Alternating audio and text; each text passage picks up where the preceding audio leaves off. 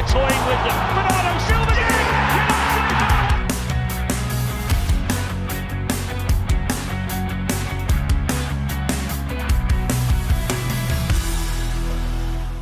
Timnas Indonesia U23 sukses menyerangkan 9 gol ke gawang Cina Taipei U23.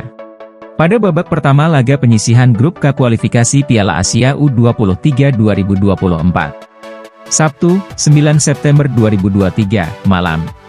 Laga baru berjalan 2 menit, Indonesia U23 sudah mencatatkan keunggulan. Sebuah kesempatan tendangan bebas di sisi kiri pertahanan Cina Taipei U23 berhasil dimaksimalkan oleh Marcelino Ferdinand.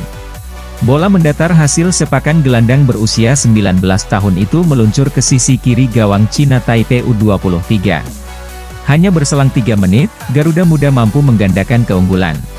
Ramadan Sananta berhasil merebut bola dari salah satu pemain bertahan Cina Taipei U23. Penyerang Persis Solo itu langsung merangsek ke kotak penalti dan menaklukkan kiper Cina Taipei dengan sepakan mendatar ke tengah gawang. Kendati sudah unggul 2 gol, para penggawa Garuda Muda itu terus menekan pertahanan Cina Taipei.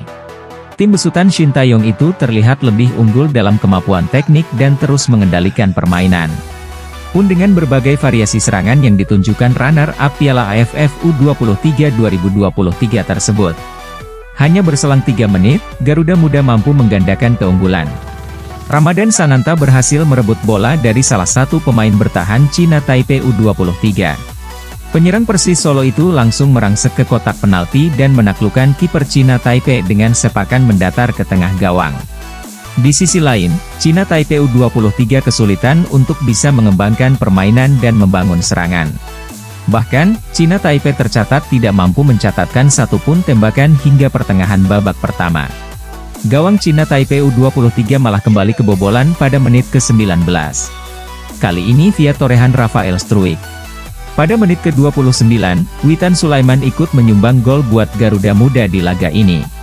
Setelah menerima umpan dari Ivar Jenner, Witan Sulaiman langsung melepaskan sepakan terarah ke sisi kanan gawang Cina Taipei tanpa bisa dihalau penjaga gawang. Gawang Cina Taipei benar-benar menjadi bulan-bulanan para penggawa Garuda Muda. Ilham Rio mencatatkan namanya di papan skor lewat sepakan keras dari sisi kiri kotak penalti Cina Taipei. Awal terjadinya gol Rio ini hampir mirip dengan torehan gol Witan. Gol Rio ini membuat angka di papan skor menjadi 5-0 untuk Indonesia.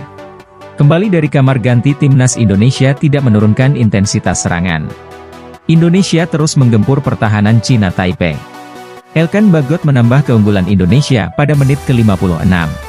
Elkan menanduk bola dari skema tendangan sudut untuk menjebol gawang lawan. Hanya berselang 2 menit, Marcelino kembali mencetak gol untuk Indonesia. Bergerak dari sisi kiri kotak penalti, Marcelino mengecoh bek lawan sebelum melepaskan tembakan ke gawang. Unggul 7 gol tak membuat Indonesia mengendur. Hoki Carakan mencetak gol ke-8 Indonesia pada menit ke-79 lewat sepakan dari jarak dekat. Arhan Pratama mencetak gol ke-9 Indonesia di pertandingan ini pada menit ke-85. Arhan menerima umpan terobosan dan melewati adangan kiper Chinese Taipei untuk menjebol gawang yang sudah kosong. Indonesia mendapat penalti pada menit ke-89 setelah Rafael Struijk dijatuhkan di kotak terlarang. Rafael sendiri yang mengeksekusi penalti, tapi tendangannya terlalu lemah dan bisa dihentikan oleh kiper Taiwan. Rafael sempat menjebol gawang Taiwan setelah memanfaatkan bola muntah, tapi wasit lebih dulu meniup peluit tanda adanya pelanggaran. Indonesia berhasil unggul 9-0 atas Cina Taipei hingga laga usai. Terima kasih bagi yang sudah menonton video ini sampai habis. Jangan lupa untuk dukung channel kami dengan cara subscribe, like, komen dan share jika dirasa video ini bermanfaat. Serta dinyalakan lonceng notifikasinya supaya tidak ketinggalan video baru dari kami.